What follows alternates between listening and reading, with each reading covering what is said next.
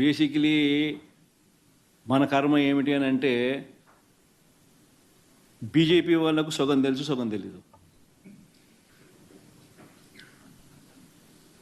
ఈ చంద్రబాబు నాయుడు అనే వ్యక్తి పూర్తిగా అబద్ధాల మనిషి, మోసాల మనిషి.